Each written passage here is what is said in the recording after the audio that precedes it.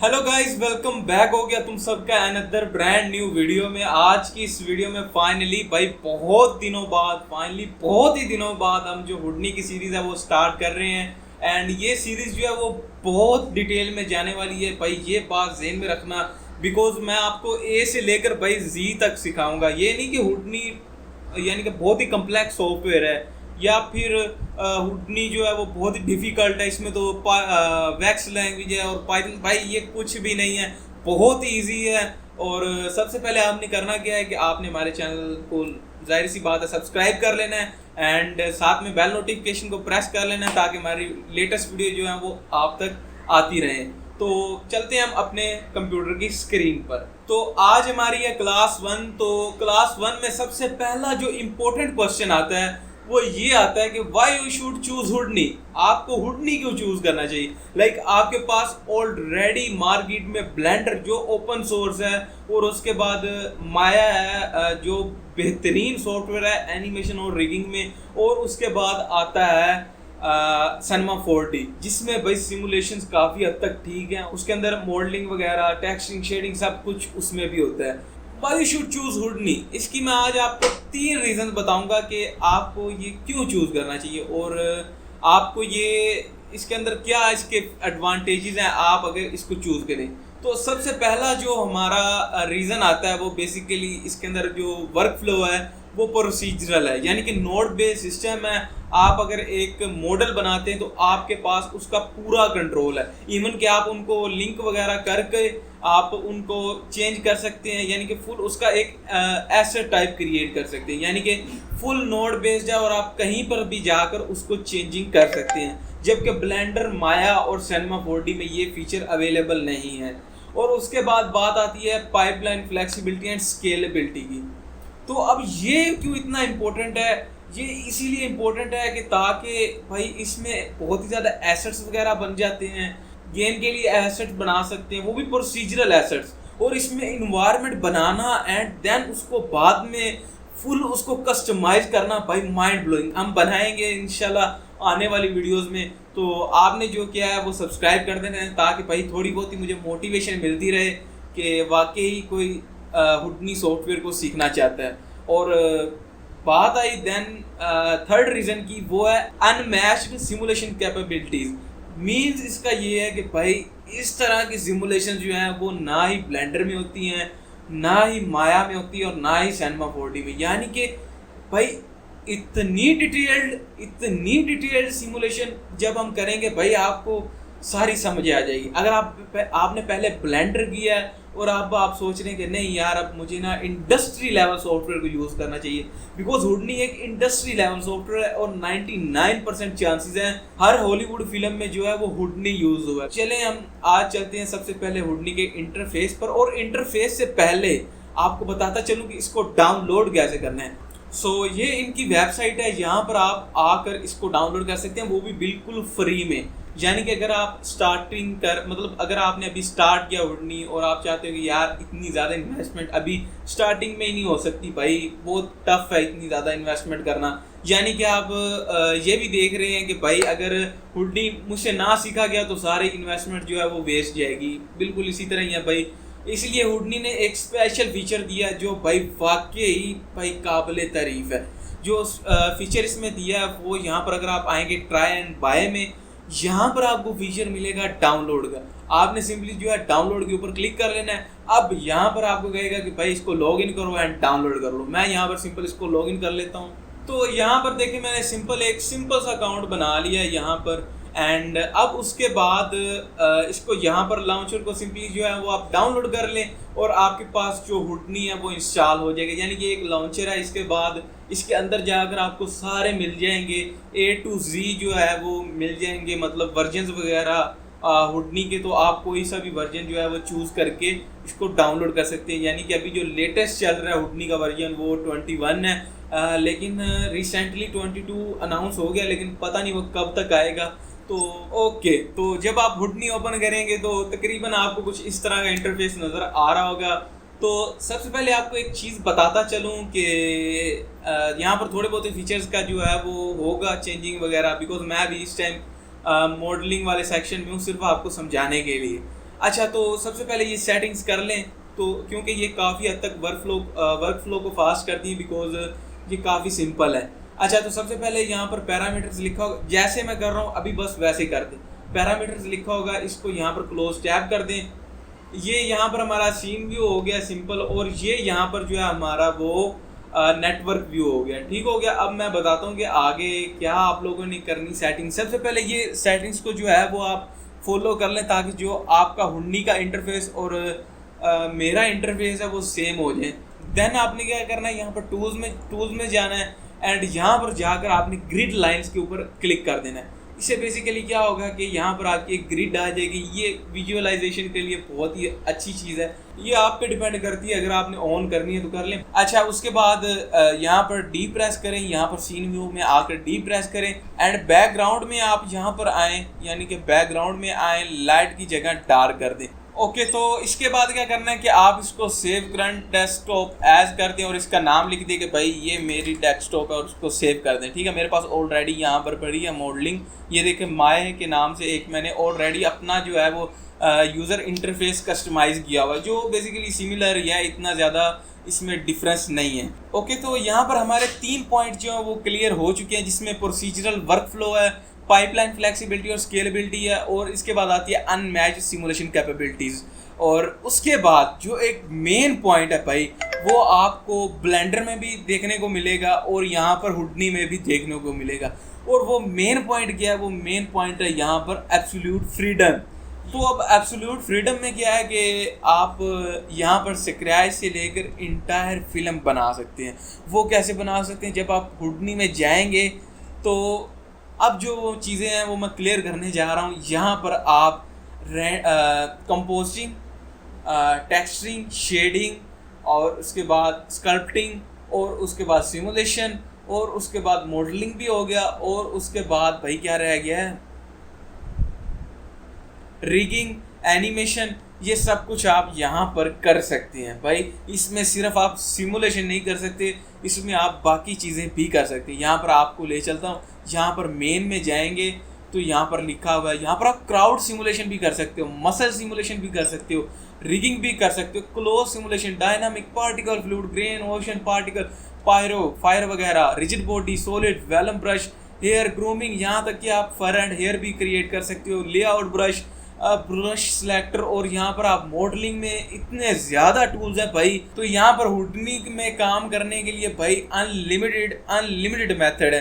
ये नहीं कि आपने अगर एक मॉडल बनाना है तो उसको बनाने का सिर्फ एक ही मेथड है, नहीं भाई, यहाँ पर अनलिमिटेड मेथड है। अभी तक ये मैं भी डिस्कवर नहीं कर पाया कि आखिरकार ये सॉफ्टवेयर का एंडिंग पॉइंट कौन सा है। बिकॉज आप अगर इसमें कोई नोड नहीं है आपके पास, अगर आपके पास इसमें कोई नोड नहीं है, या इस हुडी में वो फीचर नहीं है आपके पास, तो आप सिंपल उसको वैक्स के थ्रू नया नोड बना सकते हो। तो आप वैक्स के थ्रू जो है वो नया नोड बना सकते हो, यानी कि नया नोड ही बना सकते हो। इंटरेस्टिंग है ना भाई। यही चीज़ों के हिसाब से भाई हुडनी जो है वो इस टाइम टॉप लेवल पे आ रहा है भाई, टॉप लेवल पे आ रहा है। यहाँ पर मैं एक ब्लेंडर ग्रू का जो शॉट है वो मैं यहाँ पर लगा देता हूँ, और वो पहले आप देखिए। To try to answer this question, I asked 6,000 3D artists what software they used and then what they like and dislike about it. The software that's best meeting the needs of its users is Houdini. The software that's the most stable is also Houdini. The software with the best performance, Houdini. The software that is the most rapidly evolving, Houdini. But the software that is the hardest to learn, also Houdini. Blender and 3ds Max are praised for their modeling tools, Maya and Cinema 4D for its animation tools, and Houdini for its simulation and procedural tools. But overall, the software that most users would recommend to a friend is Blender, followed by Houdini and Unreal. Then a massive drop down into negative MPS, which means that the majority of these users would not recommend the software to a friend. For the full results, go to polygon.com and then in the footer, click State of 3D. अच्छा, तो आप लोगों को idea हो ही गया होगा कि भाई यहाँ पर ब्लेंडर गुरु यहाँ पर एक ही चीज़ का बता रहा है कि भाई हुडनी टॉप पे है, लेकिन इसको सीखना जो है वो सबसे ज़्यादा कॉम्प्लिकेटेड है भाई। वो इसलिए कॉम्प्लिकेटेड है क्योंकि इसमें बहुत ज़्यादा टूल्स हैं और बहुत ही ज़्यादा इसमें क्रिएटिविटी है, बहुत ही ज़्यादा। भाई लिटरली जिसने भाई ये टूल सीख लिया ना, मुझे नहीं लगता भाई वो कुछ चीज़ ना बना पाए, बिकॉज आप इसमें इन्वायरमेंट क्रिएट कर सकते हो, देन उस इन्वायरमेंट को कस्टमाइज कर सकते हो। अच्छा, तो अब हमने जो है 4 पॉइंट्स क्लियर कर दिए हैं कि आपको हुडनी क्यों चूज़ करना चाहिए। भाई यही रीजंस हैं, हुडनी जो है वो टॉप क्लास है इस टाइम, जो सबसे ज़्यादा सिमुलेशन के हिसाब से यूज़ होने वाला सॉफ्टवेयर है वो हुडनी है। अच्छा जी, अब बात करते हैं कि आखिरकार हुडनी में है क्या, इसके इंटरफेस की बात करते हैं थोड़ी बहुत ही, क्योंकि वीडियो बहुत ही लंबी हो जाएगी और मैं नहीं चाहता कि भाई ज़्यादा वीडियो लंबी हो और आप लोग बोर हो जाएं। अच्छा, तो अब हुडनी का इंटरफेस है, यहाँ पर अगर देखें तो आपके पास एक शेल्फ बार है जिसमें आपको सारे टूल्स मिल सकते हैं, मिल रहे हैं, जिसमें बॉक्स है। आप बॉक्स के ऊपर क्लिक करें एंड देन इंटर प्रेस करें तो यहाँ पर देखिए आपके पास एक बॉक्स आ गया है। अब यहाँ पर अगर आप अपने नेटवर्क व्यू में देखें तो यहाँ पर एक जियोमेट्री क्रिएट हो गई है, अगर आप इसके ऊपर क्लिक करें तो आपके पास ये बॉक्स आ गया है। अच्छा भाई, तो अब ये क्या ओपन हो गया है, तो ये सिंपली सेव एज का ऑप्शन ओपन हो गया है। हुडी में ये फीचर नहीं है ऑटोमेटिकली सेव का, तो ये मैंने एक स्क्रिप्ट इंस्टॉल की थी, बेसिकली स्क्रिप्ट नहीं इंस्टॉल की थी, बस जस्ट एक कोड लिखा था और उसके बाद ये फीचर जो है वो मेरे हुडनी सॉफ्टवेयर में आ गया। वही भैया आपको कह रहा हूँ कि आप जस्ट थोड़ा बहुत कोडिंग वगैरह करें और वो फीचर ही आपके पास है। अगर हुडनी ने ऑटोमेटिकली सेव का ऑप्शन नहीं दिया तो वो मैंने खुद क्रिएट कर लिया। चले आए, मैं आपको बताता हूँ वो मैंने कैसे क्रिएट किया। सबसे पहले इसको कैंसिल कर दें। अच्छा, आपने यहाँ पर हुडनी के फोल्डर में आ जाना है एंड देन एक चीज़ और आपको बताऊँगा, यहाँ पर आपने hudni.env के ऊपर क्लिक करना है एंड इसको एज अ टेक्स्ट डॉक्यूमेंट आपने एज अ नोटपैड में आपने इसको ओपन कर लेना है। तो यहाँ पर मैंने एसेस इंस्टॉल कर रखे है अपने पास, ये मैं आगे आपको चल के बताऊँगा कि ये कैसे इंस्टॉल करना है और इसका क्या यूज़ है। अच्छा जी, यहाँ पर एक मैंने और यहाँ पर कोड लिखा हुआ है कि Houdini use old info window is equal to 1, यानी कि ये स्टेटमेंट ट्रू कर दो। तो उसमें अब क्या सीन हो रहा है कि मैं यहाँ से सबसे पहले इसको क्लिक करता हूँ। अब अगर हुडनी का 20.5 वर्जन है तो उसके ऊपर जब आप क्लिक करेंगे अपने नोड के ऊपर इस तरह से, यानी मिडिल माउस के ऊपर क्लिक करेंगे तो ये इंटरफेस आपके पास नहीं आ रहा होगा, आपके पास न्यू हुडनी का इंटरफेस आ रहा होगा। मैंने यहाँ पर एक स्क्रीनशॉट लगा दिया, आप यहाँ पर ये देख लें कि हुडनी का 20.5 का जो न्यू इन्फो मोड है वो कुछ इस तरह से है, बट बहुत से लोगों को इवन के सीनियर्स को वो पसंद नहीं आया। तो उन्होंने क्या किया, उन्होंने एक जस्ट वहाँ पर कोड लिख दिया और उसकी स्टेटमेंट को ट्रू कर दिया, यानी कि जब आप इसके ऊपर क्लिक करेंगे तो जो आपके पास हुडनी 19 वर्जन वगैरह में था और इन्फो वाला बॉक्स वो यहाँ पर आ चुका है। अच्छा, तो अब हम चलते हैं अपने स्क्रिप्ट्स वाले टैब में, स्क्रिप्ट्स वाले फोल्डर में।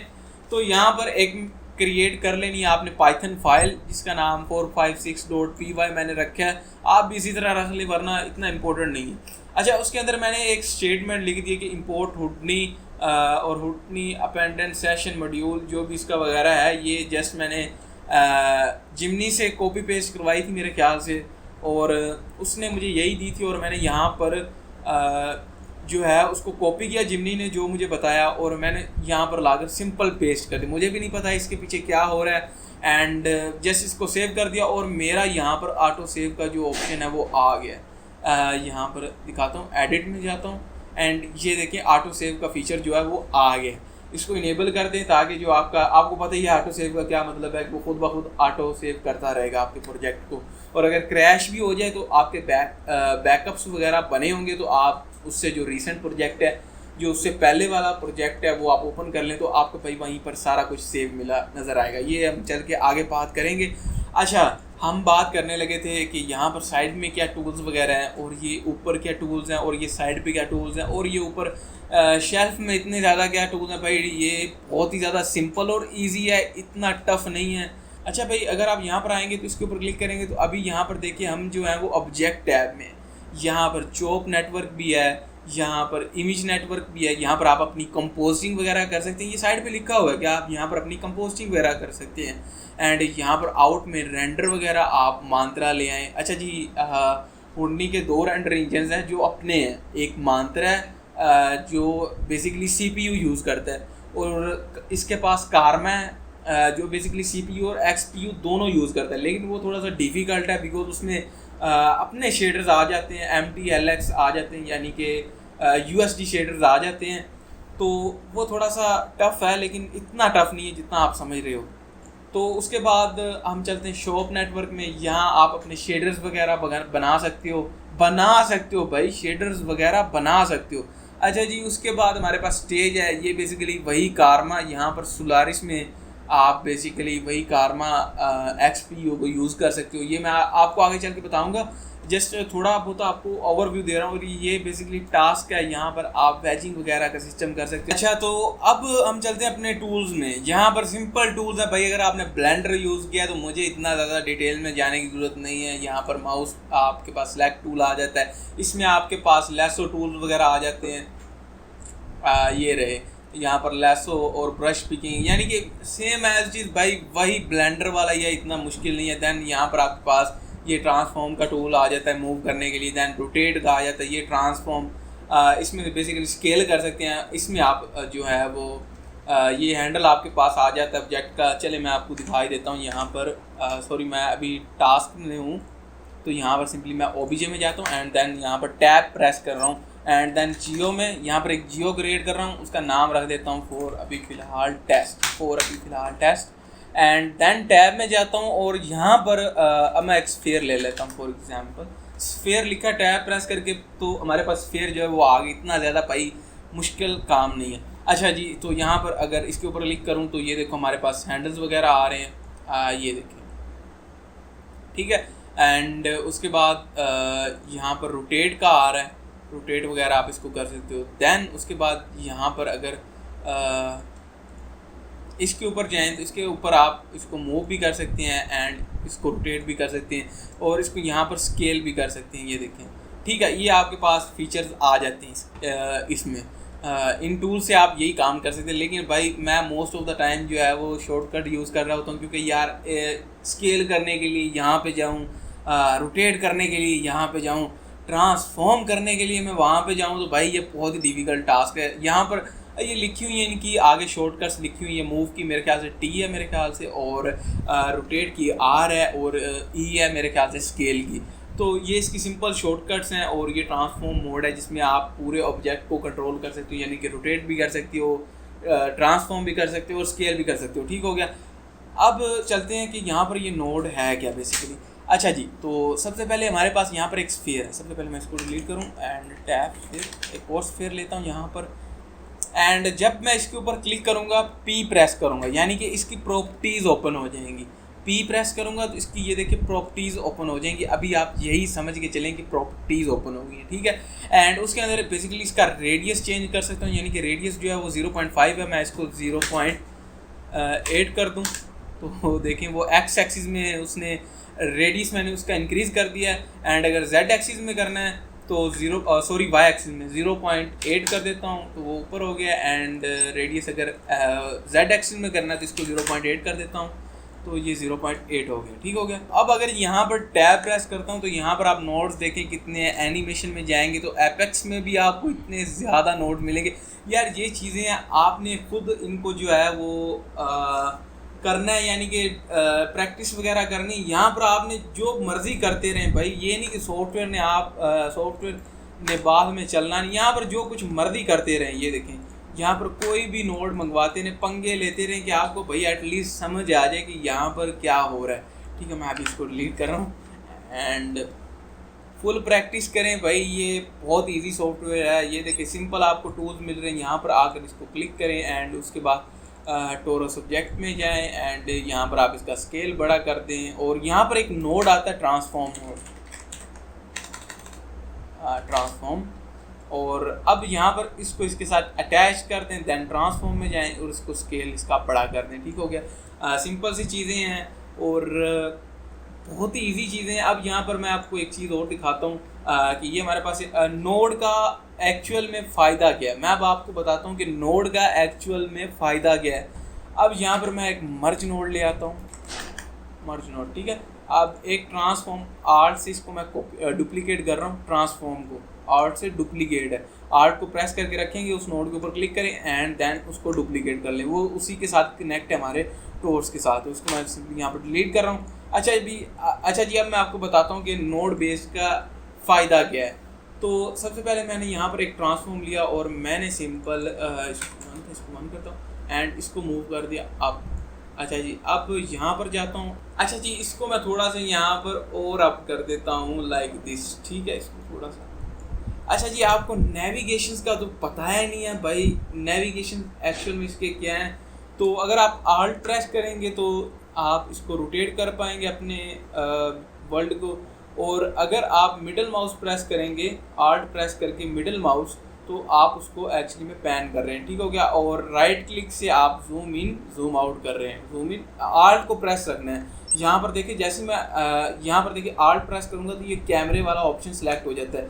जैसे ही आल्ट को छोड़ूंगा तो कैमरे वाला ऑप्शन जो है वो हमारा चला जाता है। तो आल्ट को प्रेस करूँगा तो zoom in zoom out, middle mouse to pan.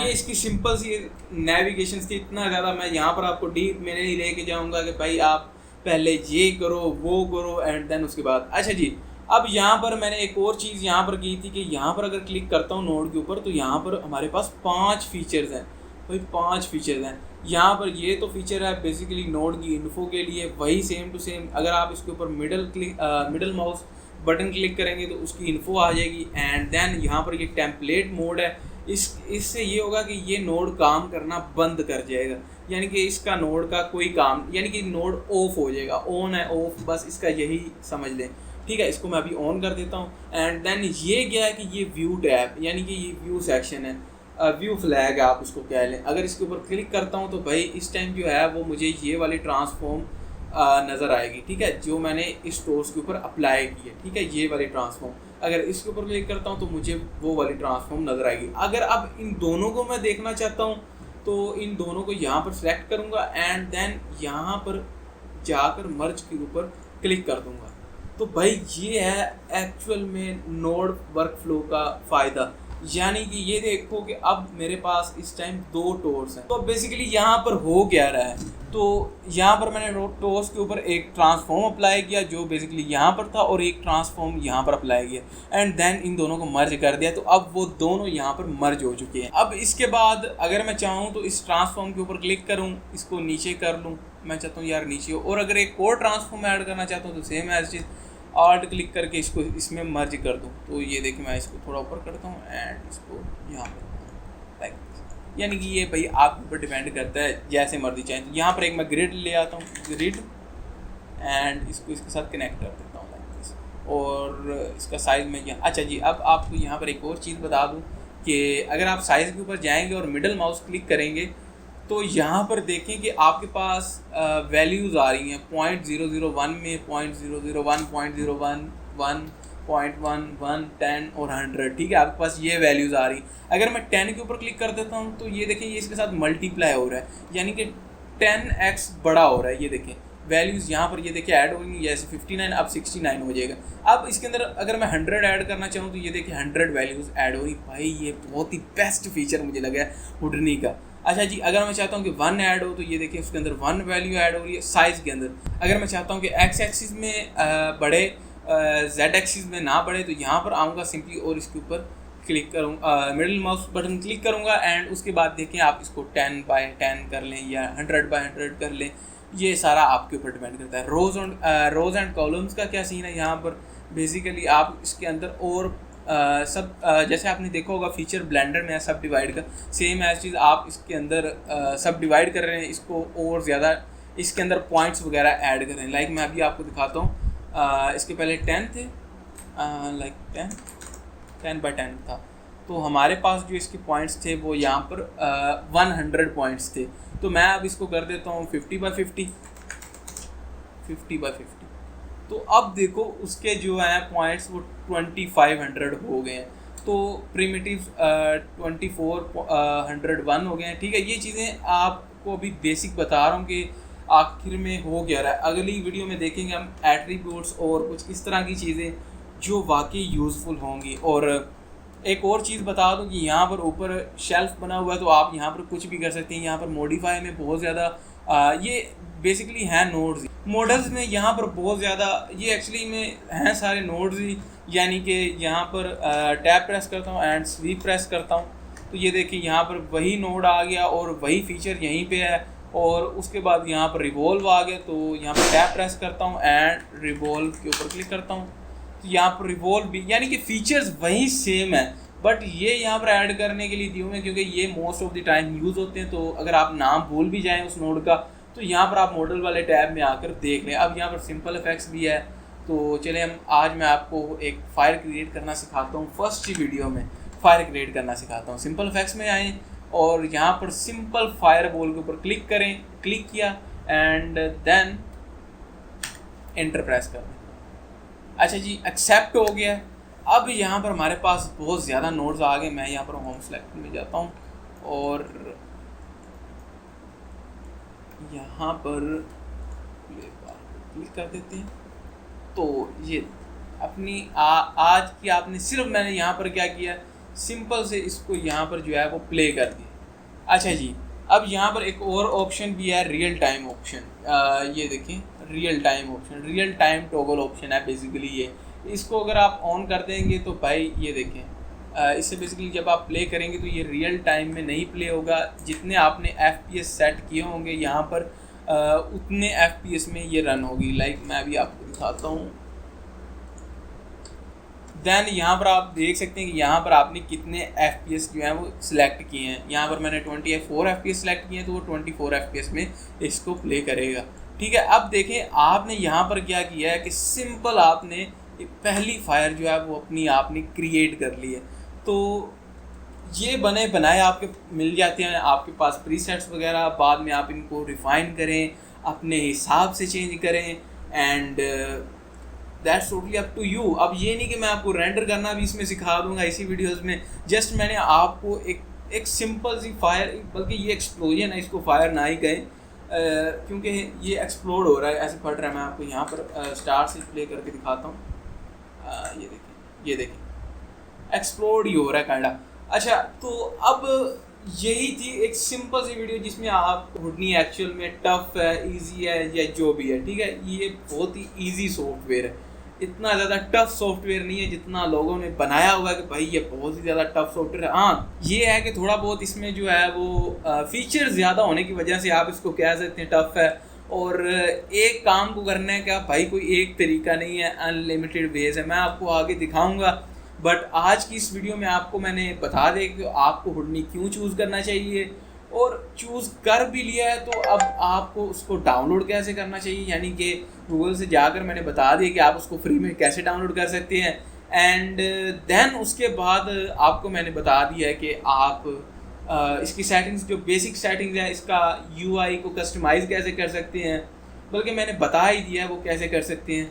और उसके बाद आता है कि मैंने आपको फर्स्ट फायर क्रिएट करनी सिखा दी। भाई इतनी सिंपल सी थी बस, और इसमें कोई सी इतनी साइंस नहीं थी। अब यहाँ पर सेम एज चीज़, इसको मैं पॉज करता हूँ एंड यहाँ पर देखें तो हमारे पास पार्टिकल फ्लूइड आ रहे हैं, वेलम विस्कस फ्लूइड आ रहे हैं। ओशन में आपको यहाँ पर सारे बने बनाए प्रीसेट्स मिल जाएंगे। तो आगे वाली वीडियोस में जो है वो लिटरली बहुत ही ज़्यादा इंटरेस्टिंग चीज़ें बताऊंगा आपको। और उसके बाद मैंने आपको रेंडर व्यू का ओवर व्यू नहीं दिया, तो मैं आपको थोड़ा सा ओवरव्यू दे दूँ। एक्चुअली में रेंडर है क्या, इसको यहाँ से डिलीट करता हूँ एंड यहाँ पर एक स्फीयर लाता हूँ और ये रहा हमारा स्फीयर। मैं आपको जस्ट रेंडर का थोड़ा बहुत ओवरव्यू दे रहा हूँ। और उसके बाद यहाँ पर जाता हूँ और एक कैमरा लेता हूँ एंड नो कैम में जाकर अपना कैमरा सेलेक्ट करता हूँ और यहाँ पर लॉक के ऊपर क्लिक करता हूँ और इसको थोड़ा सा ड्रैग करता हूँ लाइक दिस। एंड उसके बाद मैं अपना कैमरा व्यू यहाँ पर सिलेक्ट कर लेता हूँ एंड फायरबॉल में जाता हूँ और यहाँ पर इसकी थोड़ी सी रोज एंड कॉलम्स को इंक्रीज कर देता हूँ। सिंपल चीज़ें हैं। और यहाँ पर एक ग्रिड ले लेता हूँ, ग्रिड, एंड इन दोनों को मर्ज कर देता हूँ लाइक दिस। और इसको स्फीयर को थोड़ा वाई की तरफ ट्रांसफॉर्म कर देता हूँ कुछ इसी तरह। अब मैं अपने थोड़े कैमरे को एडजस्ट कर लेता हूँ लाइक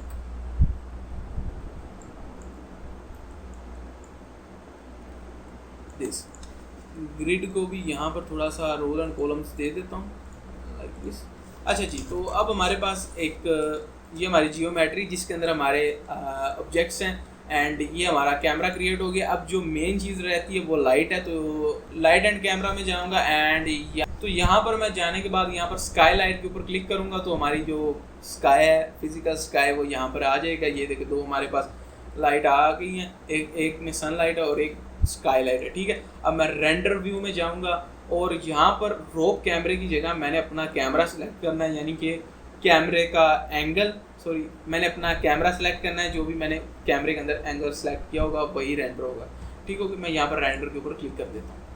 अच्छा जी, तो यहाँ पर देखें कि हमारे जो ग्रिड है और स्फीयर है वो यहाँ पर रेंडर हो चुके नहीं है, हो रहे हैं। अब ये जो है ये मांत्रा में हो रहे हैं। मैं आपको एक चीज़ दिखाता हूँ अपने टास्क मैनेजर में जाकर। अच्छा जी, यहाँ पर हमारा रेंडर जो है वो कंप्लीट हो चुका है। तो अब मैं आपको एक चीज़ दिखाऊंगा कि यहाँ पर जो हमारा CPU है वो यूज़ होगा। मांत्रा से जब भी रेंडर निकालेंगे तो हमारा CPU यूज़ होगा, GPU यूज़ नहीं होगा। एक्चुअल में अभी जो हमारा GPU है वो OBS स्क्रीन रिकॉर्डिंग जो है वो यूज़ कर रहा है। तो मैं इसको दोबारा रेंडर के ऊपर क्लिक करता हूँ और आपको दिखाता हूँ कि GPU हमारा यूज़ होगा।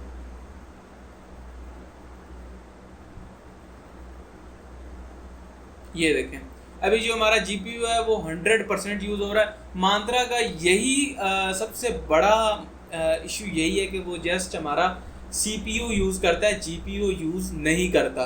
तो जो कारमा है रेंडर इंजन वो CPU और GPU दोनों को यूज़ करता है, ये नहीं कि जस्ट GPU को यूज़ करता है, वो CPU और GPU दोनों को यूज़ करके जो हमारा रेंडर है उसे 10x फास्ट कर देता है। भाई इतना तो कह लो, जितना आपका पावरफुल ग्राफिक कार्ड और CPU होगा वो उतना ही ज़्यादा उसमें डिफरेंस आएगा।